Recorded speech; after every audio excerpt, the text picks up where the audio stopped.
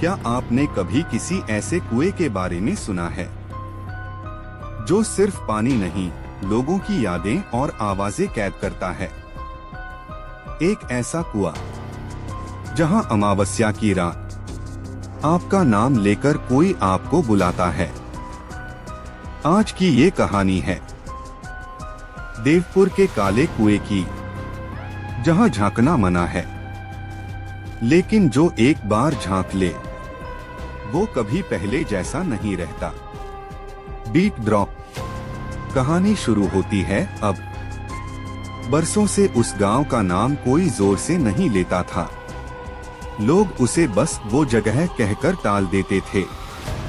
नक्शों में उसका नाम था देवपुर, लेकिन देवों से ज्यादा वहां रहस्य और डर बसते थे। देवपुर के बीचों बीच एक पुराना कुआं था, पत्थरों से बना, काई से ढका और इतना गहरा कि उसमें झांकते ही आंखों के सामने अंधेरा तैरने लगता। गांव के बुजुर्ग कहते थे, सूरज ढलने के बाद उस कुएं के पास मत जाना, क्योंकि कुआं सिर्फ पानी नहीं रखता, यादें भी कैद करता है। 15 साल पहले की बात थी। रमेश, जो गांव का सबसे हंसमुख लड़का था, एक शाम अचानक गायब हो गया। आखिरी बार उसे उसी कुएं के पास देखा गया था। न कोई चीख, न कोई निशान। बस सुबह कुएं के पास उसके चप्पल पड़े मिले। उस दिन के बाद गांव में एक अजीब बात शुरू हुई। हर अमावस्या की रात कुएं से धीमी सी आवाज आती, जैसे कोई बहुत दूर से किसी को पुकार रहा हो। र में श लोगों ने डर के मारे दरवाजे बंद कर लिए। किसी ने कभी उस आवाज का जवाब नहीं दिया। आरव, जो बचपन में देवपुर से शहर चला गया था, 15 साल बाद अपने पिता की मृत्यु पर गांव लौटा। पिता की डायरी में एक ही वाक्य बार बार लिखा था, कुएं को मत छोड़ना, वो जाग रहा है। आरव को यह सब अंधविश्वास लगा, लेकिन पहली ही रात जब पूरा गांव सो रहा था, उसने भी वो आवाज सुनी, कुएं से, धीमी, भारी और दर्द से भरी। उसका नाम लेकर, आ र व। आरव का खून जम गया। उसने खिड़की से झांका, कुएं के पास कोई नहीं था, लेकिन हवा भी नहीं चल रही थी और फिर भी रस्सी अपने आप हिल रही थी। अगले दिन आरव ने गांव के सबसे बूढ़े आदमी नाथू काका से बात की। काका की आंखों में डर आज भी ताजा था। नाथू काका बोले, ये कुआं पहले ऐसा नहीं था। गांव के लोग इसमें अपने राज फेंकते थे। और एक दिन कुआं सुनने लगा। आरव को समझ नहीं आया। काका ने बताया कि बरसों पहले गांव के कुछ लोगों ने एक निर्दोष औरत को डायन बताकर उसी कुएं में धकेल दिया था। मरते समय उसने बस एक बात कही थी, जो मुझे भूलेंगे उन्हें मैं याद रखूंगी। उस दिन के बाद कुआं बदल गया। आरव ने तय किया कि वह अमावस्या की रात कुएं के पास जाएगा। डर के बावजूद उसे सच जानना था। रात 12 बजे पूरा गांव सन्नाटे में था। चांद नहीं था, बस अंधेरा। जैसे ही आरव कुएं के पास पहुंचा, आवाज तेज हो गई।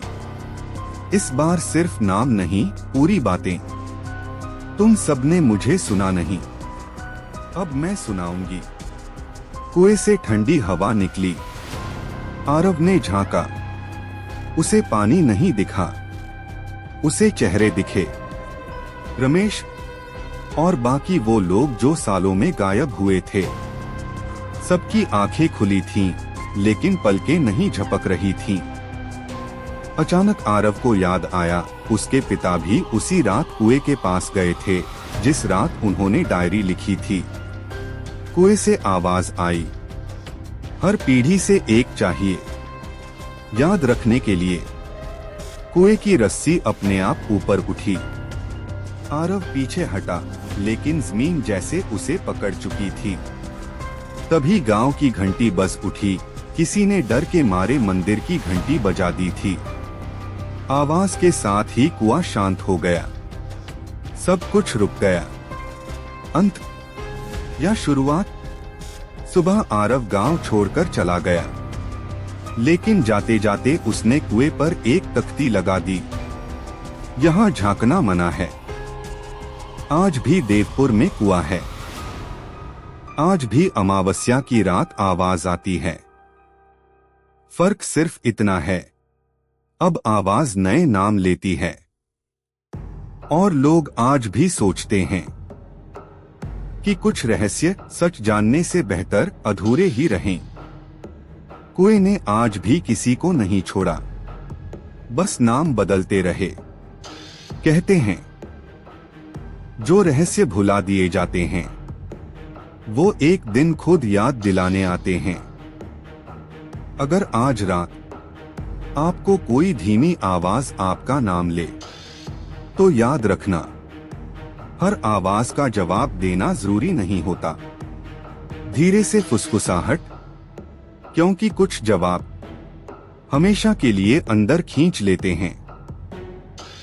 अगर आपको अपराध की सोच, अधूरे रहस्य और वो सच पसंद हैं जो अक्सर छुपा दिए जाते हैं, तो अभी क्रिमिनल माइंड्स इंडिया को सब्सक्राइब कर लीजिए, क्योंकि यहाँ हर कहानी सिर्फ डराती नहीं, सोचने पर मजबूर भी करती है।